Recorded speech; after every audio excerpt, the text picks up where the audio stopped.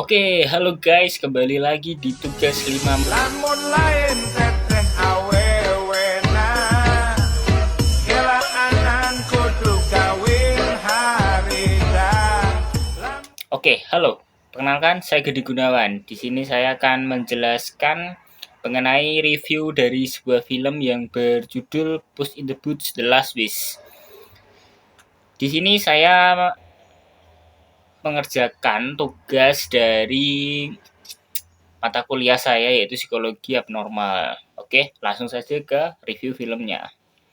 Oke, di film kali ini yaitu film berjudul Puss in the Boots adalah film yang berfranchise dari cerita The Shark.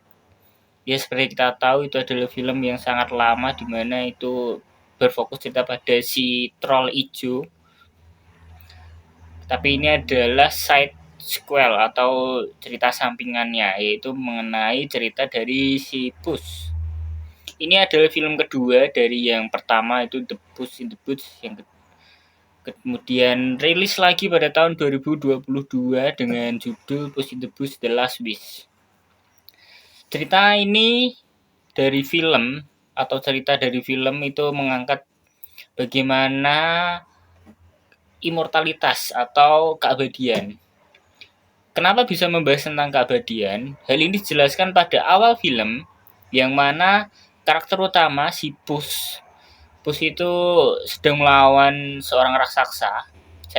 Kemudian dia mati setelah mengalahkannya dan dipanggil ke surga. Di surga, Puss bertemu dengan seorang dokter yang menjelaskan bahwasanya nyawa Puss ternyata hanya tinggal satu. Seperti pada mitos-mitos terkait kucing, kucing memiliki 9 nyawa dan Puss sudah menghabiskan 8 nyawanya dengan kematian-kematian yang sungguh konyol atau kematian-kematian yang sangat receh. Pada nyawa yang terakhir ini, Puss pun mulai berpikir bahwasanya saya hanya memiliki satu nyawa, apakah saya masih bisa hidup lebih lanjut atau tidak.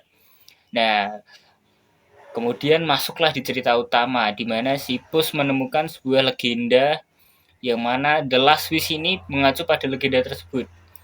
Ada sebuah meteor yang konon memiliki sebuah kekuatan ajaib yang mampu mengabulkan semua permintaan. Si Puss mau tidak mau jika ingin terus melakukan hal-hal konyol terkait bunuh diri tadi, dia harus mendapatkan The Last Wish ini.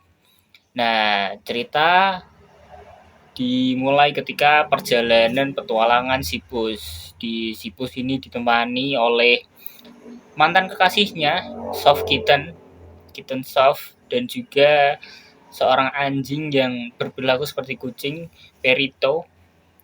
Seperti halnya film-film fantasi yang terkait mitos-mitos, terdapat musuh juga. Di sini musuhnya ada dua, yaitu Gold the Digger sama aja Jack the Hopper.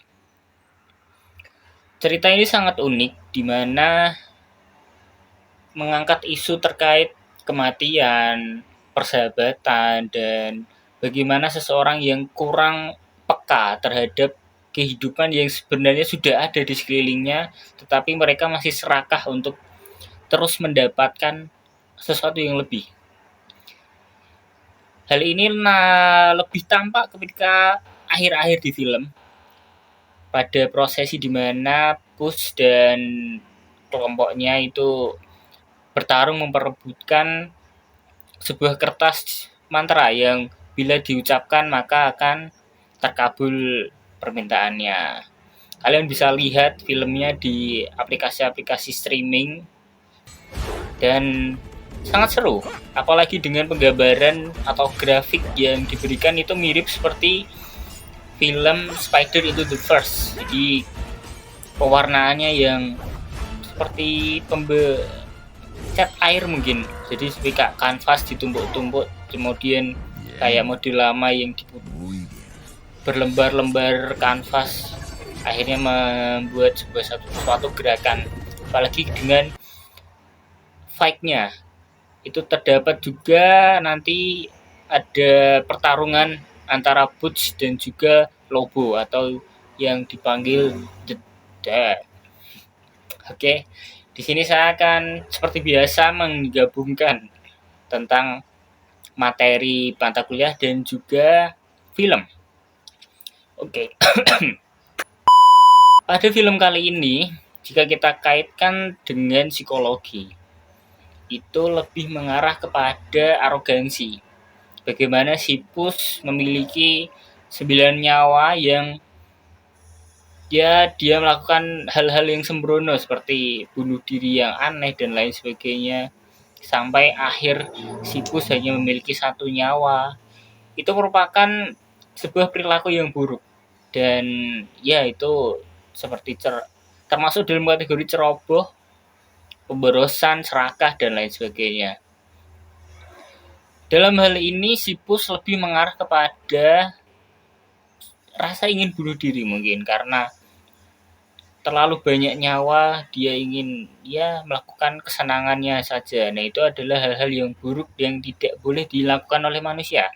Sebab pada akhirnya setiap manusia pasti akan mati. Entah itu bagaimana cara mereka mati atau bagaimana cara mereka hidup. Pasti ujung-ujungnya mereka akan bertemu dengan sang penguasa, sang holik. Maka dari situ, untuk teman-temanku, jangan bunuh diri dan stay safe. Jika memiliki keresahan, stres, depresi, all of that, semua itu kita perlu teman untuk curhat, untuk melampiaskan masalah. Tapi juga kita harus memiliki beberapa defense mekanisme atau mekanisme perlindungan diri. Bagaimana kita bisa melawan rasa-rasa negatif tersebut untuk